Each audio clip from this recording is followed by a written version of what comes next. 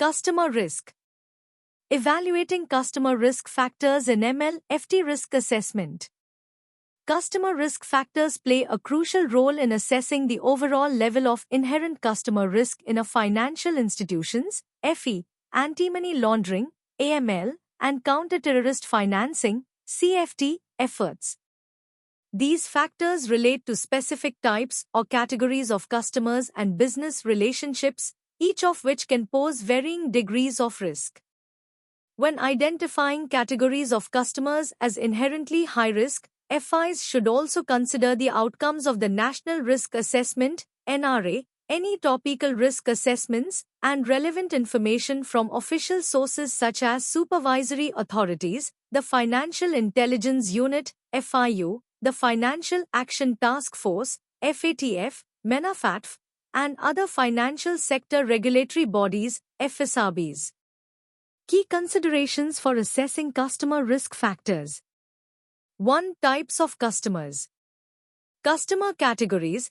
Different types of customers present distinct risks. For example, retail customers might pose different risks compared to high net worth or corporate customers, each with unique product and service needs. Resident versus non-resident customers. The risk profile for resident customers can differ significantly from that of non-resident customers, especially those connected to offshore or high-risk jurisdictions. 2. Customer base composition. Homogeneous versus diverse customer bases. FIs with small, homogeneous customer bases may encounter different risks compared to those with larger, more diverse customer bases. Market focus. FIs operating in growing or emerging markets may face unique customer risks compared to those with more established customer bases. 3. Maturity of customer relationships. Transactional versus long-term relationships. FIs with transactional, occasional, or one-off interactions may be exposed to different risks than those with repetitive or long-term business relationships. Specific customer risk factors to consider. 1. Complex business relationships.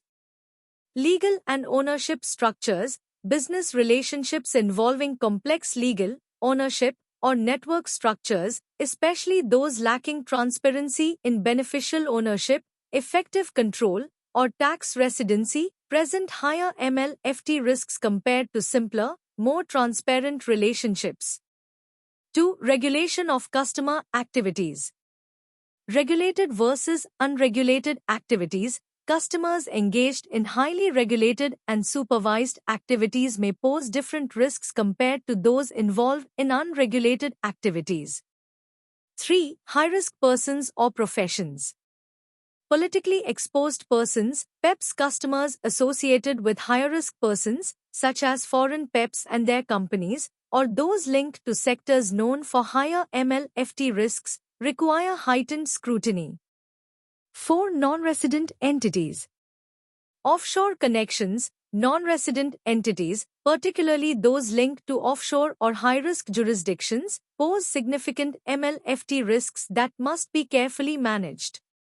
5. Intermediaries and introducers. Professionals as intermediaries. Professionals such as lawyers, accountants, and trust and company service providers, TCSPs, acting as intermediaries or introducers on behalf of customers, especially in cases where there is no direct contact with the customer, can introduce additional risks. 6. High net worth individuals. Risk profile. High net worth individuals may present higher risks due to the complexity and volume of transactions typically associated with them. 7. Respondent banks. High-risk countries. Respondent banks located in high-risk countries require particular attention due to the elevated risks they present. Application of customer risk factors. Customer risk classification. The specific customer risk factors identified above are also relevant in determining the risk classification of individual customers. This classification will guide the type and extent of customer due diligence (CDD) that needs to be performed.